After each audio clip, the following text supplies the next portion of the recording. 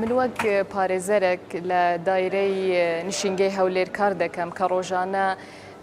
نزیکەی 3 تا 4 زبونمان هەیە، نەفەری خۆمان هەیە. من شخصی خۆم زیاتر نەفەرەکانم سووری و مسریە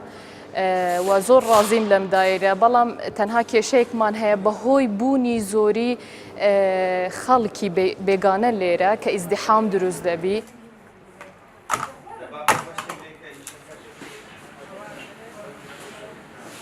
هەر هاوڵاتێکی بیانی بێتە هەرێمی کوردستان لە دەواازە سنووریەکان لە فڕۆکەخانەکان لە دوای ئەوەی کە تەشیرەی دخولی بۆ دەکرێت و دێتە هەرێمی کوردستانەوە لە دوای یەک مانگ سەردانی بەڕێوەبەرایەتەکەمان دەکات بۆ ئیشوکارەکانی وەک خۆتان دەبینن کە لە بەڕێوەبەرایەتەکەمان قەرەباڵغێکی زۆر هەیە و بە بەردەوام کارمەندەکان بە دەستخۆشیەوە ئیشوکارەکانی هاوڵاتیەکان بەڕێ دەکەن. ئەو هاوڵاتیە بیانێنی کە ئەوراقی تەواو بێت یاتواتە ئەوەی کە ئەمە و داواکاری کە هەمانە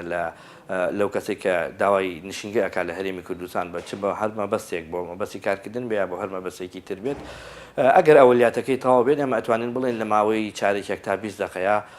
ئێمە ئیقامەکەی پێدەدەین و هیچ گرفتێکی وامان نابێت.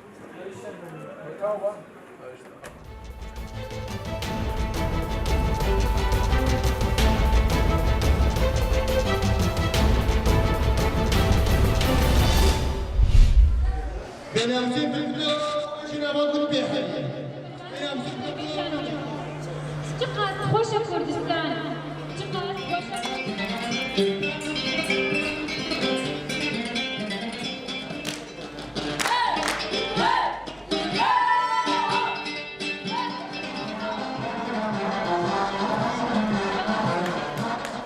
هەلکەفتە vê roja ciyana penaberan da kargîriya kempê diğer rêxewa Yunisiardara ve durustkirina ahengekê bû kempê ku bû wan penaberên akincên kempê da ku hest pêçendê aramiyê bikin û hest xweşiyê bikin û ku hest pêçendê nekin ku ew jî penaberan li welatekî bû welatekî dikê hatîne.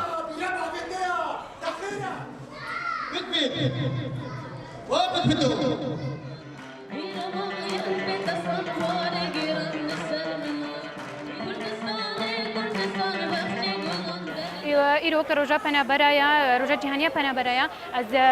اجی پنابرکج روزا واماج باجاری قامش لوما از الفر ابدا نحتم انه از پنابرم از هر الولاط خامه بس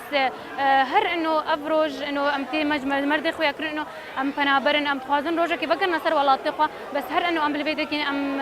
الولاط خو نجي ديساو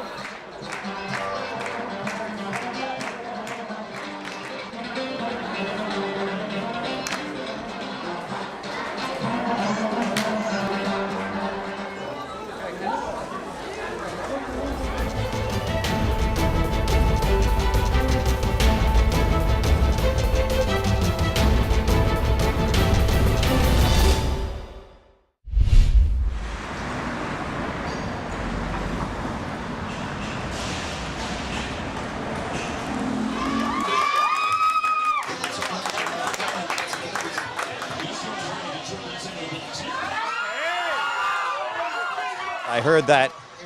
there was a place where the Iranians were gathering to watch the football matches, so I came to watch. And I think it's so important to support these kids because they represent the heart of Iran.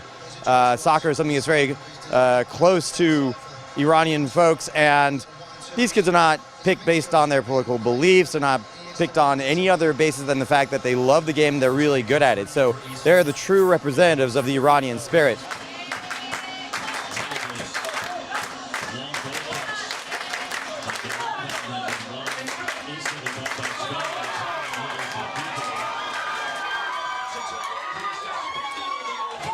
بەنامان دانەکە و بەنامەی وڵد کاپ دانین بە غەزای ئێرانی و بازەکانی ئێرانی تۆتوای ئەو ڕفێقانمان داوات کرد. زۆر باشە ئەمە هەفتەی پێشوو بە ئەوڵین بازی 140 نەفەرمان بوو ئەوڕۆ تقریبان 75 نەفەرمان هەیە هەندێک ئارامترە